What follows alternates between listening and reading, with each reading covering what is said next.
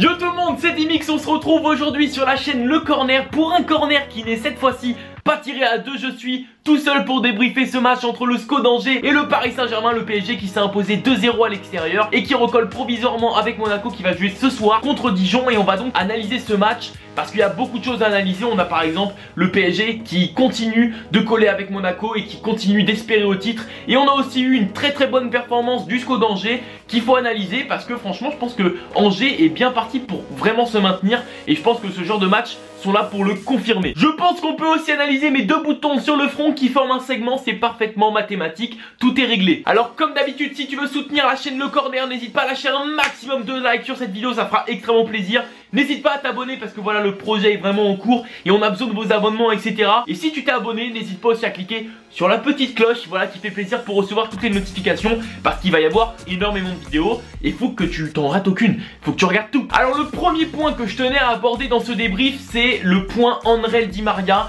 qui a été recruté pour être un joueur clé de cette équipe, un joueur qui pouvait faire passer un cap. Par exemple en Ligue des Champions au Paris Saint-Germain. Il l'avait pas spécialement démontré par le passé, mais en cette fin de saison il est en train de démontrer toutes les qualités qu'il avait par exemple au Real Madrid, parce qu'on peut voir qu'il joue certes sur ce côté droit mais qu'il repique beaucoup dans l'axe. Et je pense que c'est vraiment son meilleur poste, c'est de jouer dans le milieu de terrain et d'être à la construction du jeu. Et donc voilà, ça fait extrêmement plaisir de voir que le Paris Saint-Germain peut maintenant compter sur un top player tel André Di Maria. C'est vrai que sur cette fin de saison il est en train de tout éclater. On a pu le voir à l'aller contre Barcelone. Je trouve qu'au retour contre Barcelone il fait pas un match si dégueulasse que ça. En finale de coupe de la Ligue contre Monaco, un match exceptionnel. Et voilà, il sait faire les différences sur ce match par exemple contre le SCO d'Angers qui n'était pas un match facile. Car oui, le PSG ne s'est procuré que 2 tirs cadrés et ces 2 tirs ont été conclus en but. Donc voilà, toute cette efficacité que on attendait au Paris Saint-Germain et qu'on reprochait peut-être en début de saison. Parce que c'est vrai qu'il n'y avait que Cavani qui marquait ou parfois Lucas, mais ça manquait vraiment d'une diversité des buteurs au PSG. Ensuite, le deuxième point que je tenais à aborder dans ce match, c'est la performance du SCO d'Angers, voilà, qui a fait un match vraiment admirable une nouvelle fois, parce qu'on avait pu le voir à la journée d'avant contre l'AS Monaco. Cette équipe fait mal à domicile et ça a été confirmé ce soir. Alors certes, le résultat ne témoigne pas pour eux qu'ils ont fait un très bon match ou quoi, mais c'est pareil contre l'AS Monaco, ce sont toujours Monaco ou le PSG qui gagnent. Mais voilà, cette force collective est vraiment présente et cette équipe d'Angers est vraiment bien partie pour se maintenir, je pense. Selon les statistiques, avec 39 points dans ce nouveau format de la Ligue 1, on est maintenu. Et voilà, je tenais à vous en parler parce que certes le résultat ne témoigne pas pour eux, mais franchement cette équipe propose un très beau jeu collectif et ça fait plaisir de voir une équipe de Ligue 1 qui joue un petit peu les bas du classement et proposer un beau jeu à domicile même contre des grosses équipes. Ensuite, le troisième point que je tenais à aborder, c'est la performance du Paris Saint-Germain, parce que alors certes ils n'ont pas fait une prestation de folie, mais c'est ce qu'on appelle une victoire de champion de France et Monaco l'a fait aussi contre Angers et c'est pour ça qu'on a un championnat très serré, parce que voilà, le PSG et Monaco ne lâchent pas beaucoup de points et font beaucoup cette victoire là où ces équipes sont mises en difficulté, mais ils font quand même, voilà, ils marquent quand même leurs points, ils ramènent les 3 points et ça permet voilà de coller au haut du classement et ces deux équipes ne lâchent vraiment pas de points. Et le PSG, comme à l'image de Monaco à la dernière journée, a récupéré ses 3 points dans la difficulté, mais a récupéré ses 3 points et c'est le principal pour ces équipes.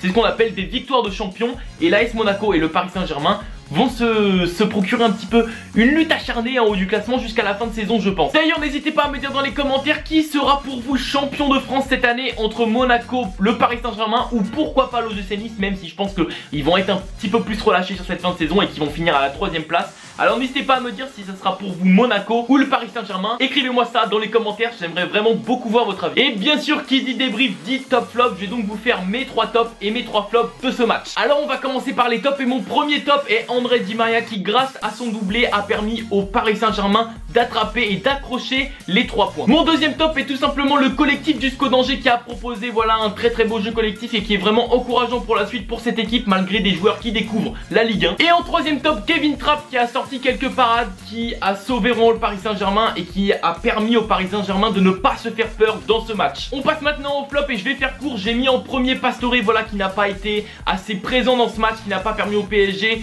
d'aller énormément vers l'attaque. C'est souvent lui qui fait ce relais entre milieu et attaque et on l'a pas vu spécialement ce soir et je pense que c'est dû à sa mauvaise prestation. En deuxième top, j'ai mis Sherrin Maxwell, voilà une prestation un petit peu en dedans, il s'est fait beaucoup avoir de vitesse, etc.